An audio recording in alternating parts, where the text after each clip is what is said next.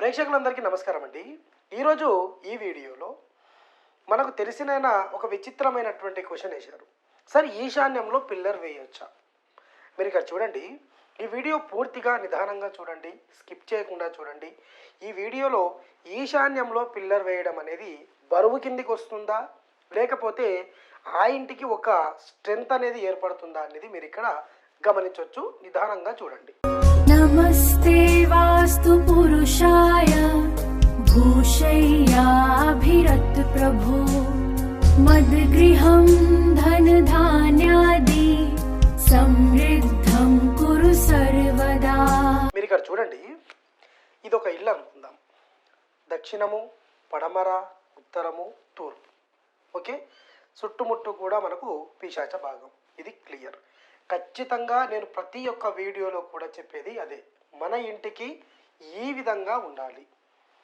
ఏ దిక్కైనా కూడా, తూర్పు కానివ్వండి, పడమర కానివ్వండి, ఉత్తరం కానివ్వండి, దక్షిణం కానివ్వండి, ఎటువైపు రోడ్డు ఉన్నా కూడా, ఒకవేళ తూర్పులో రోడ్డు ఉన్నా, దక్షిణంలో రోడ్డు ఉన్నా, పడమరలో రోడ్డు ఉన్నా, ఉత్తరంలో రోడ్డు ఉన్నా, ఎక్కడ రోడ్డు ఉన్నా కూడా ఈ నియమం తప్పనిసరి.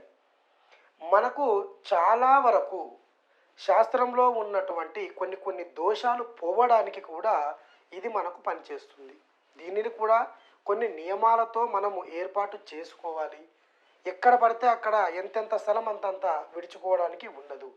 అది దిక్పాలకులు, దిక్పతుల యొక్క బలాబలాలను అనుసరించి మనం ఈ సెట్ బ్యాక్ అనేది తీసుకోవాలి. దాని గురించి నేను తర్వాత వీడియోస్ చేశాను. మీరు ఇక్కడ చూడండి. ఈశాన్యంలో పిల్లర్ వేయొచ్చా? 1, 2, 3, 4, పోనీ 5, 6, 7, 8 అనుకుందాం ఉదాహరణగా. ఒకవేళ 9వది ఇక్కడ మెట్టకు వచ్చినా కూడా, లేకపోతే ఈ విధంగా చాలామంది కూడా ఏర్పాటు చేస్తుంటారు బ్రహ్మస్థానంలో. ఇది చాలా తప్పు. నేను గత వీడియోస్లో కూడా చెప్పాను. మీకు డౌట్ ఉంటే మన ఛానల్లో చూడండి, వీడియోస్ ఉన్నాయి. అయితే ఈశాన్యంలో పిల్లర్ అనేది వేసుకోవచ్చా? ఖచ్చితంగా వేసుకోవచ్చు. ఎందుకంటే మీరు ఇక్కడ చూడండి, మనం ఈ రోజుల్లో మెట్ల అనేది ఆగ్నేయంలో వేసుకుంటున్నాం.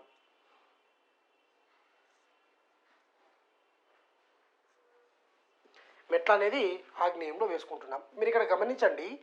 రోడ్డు ఎక్కడ ఉన్నా కూడా మనం ఆగ్నేయంలో మ్యాక్సిమం మెట్లు వేసుకోవడానికి ప్రయత్నం చేస్తున్నాం. నన్ను అడిగితే అది చాలా తప్పు.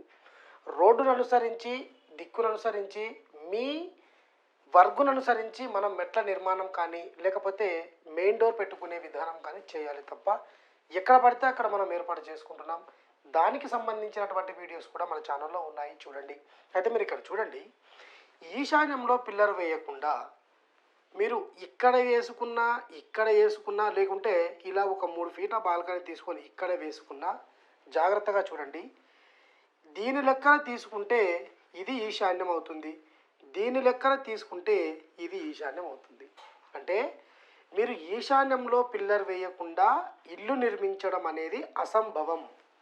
కానీ అది బరువు కిందికి వస్తుందా అనేది కూడా మన భ్రమ. అది బరువు కిందికి రాదండి. అసలు బరువు అన్న కాన్సెప్టు శాస్త్రంలో ఎక్కడా కూడా లేదు. ఎత్తు పల్లం నియమాలతో ఇది తీసుకురావడం జరిగింది కొంతమంది. ఎత్తు పల్లం నియమాలు, ఉచ్చనీచలు ఇవి ఉన్నాయి తప్ప బరువు మనకు నైరుతిలో ఉండాలి, ఈశాన్యంలో ఉండకూడదు అని చెప్పి ఎక్కడా కూడా లేదు. ఆ నియమాన్ని మనం ఖచ్చితంగా పాటించాలి. ఆ నియమాన్ని అనుసరించే గృహాన్ని నిర్మించాలంటే ఇక్కడ ఉత్తరంలో కానీ, తూర్పులో కానీ అసలు గోడనే ఉండొద్దు. గోడ లేకుండా ఏర్పాటు చేసుకోవాలి. మరి ఆ లెక్కలో చూసుకుంటే కింద బేస్మెంట్ వస్తుంది, ఫింత్ బీమ్ వస్తుంది, పైన పిల్లర్స్ వస్తాయి, బీమ్స్ వస్తాయి, ఇవన్నీ కూడా వస్తాయి. అంటే ఎలా అయిపోయిందంటే బరువు అనేది ఈశాన్యానికి మాత్రమే చెందింది, మిగతా ఇంటికి ఎక్కడా కూడా పని చేయదు అన్న విధంగా చెప్తున్నారు. మీకు చెప్పే వాళ్ళను మీరు ఒక్కసారి అడగండి. సార్, ఈశాన్యంలో పిల్లర్ బరువు అయ్యింది, ఓకే, యాక్సెప్టెడ్. మరి గోడ కూడా ఉంది కదా, కింద బేస్మెంట్ కూడా ఉంది కదా, పైన భీమ్ అనేది ఉంది కదా, ఇన్ని బరువులు కానప్పుడు పిల్లర్ ఒకటే మనకు ఎలా బరువు అయ్యింది? 1వ నియమం.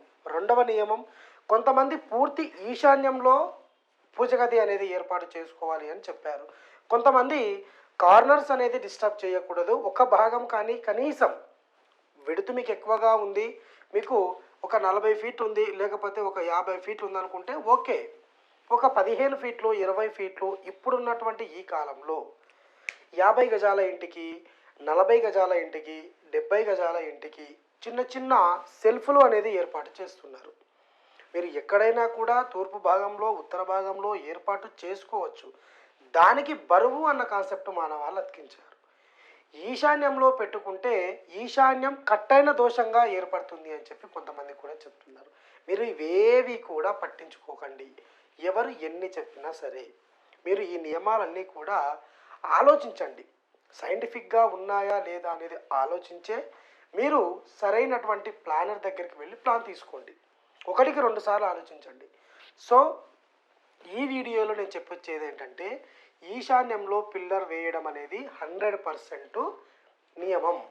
అంటే దీనిని మనం ఖచ్చితంగా తీసుకోవచ్చు.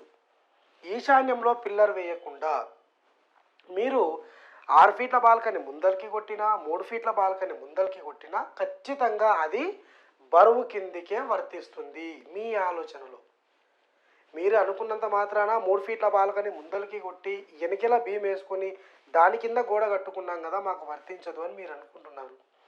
మనకు బరువు అన్న కాన్సెప్ట్ మన మైండ్లో ఉందంటే అది ఎక్కడ ఉన్నా కూడా బరువే. అది గోడ కానివ్వండి, చిన్న టీవీ కానివ్వండి, ఏదైనా ఎనీవేర్. అసలు బరువు అన్న నియమం శాస్త్రంలో లేదు. మీరు దానిని పట్టించుకోవాల్సిన అవసరం లేదు. ఇది క్లియర్. ఇలాంటి సైంటిఫిక్ రీజన్స్తో మన విజ్ఞాన్ వాస్తు యూట్యూబ్ ఛానల్లో చాలా వీడియోస్ ఉన్నాయి, చూడండి. ఒక్కసారి మన ఛానల్ను విజిట్ చేయండి. అసలు ఏ వీడియోస్ ఈ కంటెంట్ ద్వారా మన ఇంటికి మనకు పనికొస్తాయి నిదానంగా మీరు చూడండి. చూసిన తరువాతనే మీకు నచ్చితే సబ్స్క్రైబ్ చేసుకోండి, లైక్ చేసి మీకు తెలిసిన వాళ్లకు పంపించండి, లేకపోతే వద్దు. సైంటిఫిక్గా మన ఛానల్లో ప్రతి ఒక్క వీడియో కూడా ఉంటుంది. సైంటిఫిక్గా లేకుండా అశాస్త్రీయంగా ఏ వీడియో కూడా ఉండదు. నేను గతంలో కూడా చెప్పాను, ఈశాన్యంలో పిల్లర్ అనేది నంబర్ 1 వేసుకోవచ్చు. ఆగ్నేయంలో, నైరుతిలో, వాయువ్యంలో ఏ విధంగా అయితే మనం వేసుకుంటున్నామో ఈశాన్యంలో కూడా అదే విధంగా వేసుకోవాలి, తప్పదు. దానికి బరువు అన్న కాన్సెప్ట్ వర్తించదు. ఒకవేళ వర్తిస్తుంది అని ఒకవేళ ఉంటే వీటన్నింటికి కూడా అది వర్తిస్తుంది. అసలు అట్లా అనుకుంటే మనం ఇల్లే కట్టలేము. కాబట్టి ఈ అశాస్త్రీయమైనటువంటి ఈ వీడియోస్ ఏవైతే ఉన్నాయో చెప్పే వాళ్ళకు మీరు బుద్ధి చెప్పండి. దయచేసి ఇలాంటి మూఢనమ్మకాలను నమ్మి వాస్తు లేదు, జ్యోతిష్యం లేదు, వాస్తుకు లేకుండా కూడా చాలా సుఖంగా ఉన్న వాళ్ళు ఉన్నారు అని చెప్పి చాలామంది అంటుంటారు. కానీ ఆ ఇంట్లో వాళ్ళ పరిస్థితి ఏ విధంగా ఉంది అనేది వాళ్ళ ఇంటి పక్కలలోకో, వాళ్ళ ఇంట్లోకో, వాళ్ళ బంధువులకు మాత్రమే తెలుస్తుంది. మనం ఈ రోజుల్లో పైన చూసి వాళ్ళు బాగానే ఉన్నారు అనుకుంటున్నాం.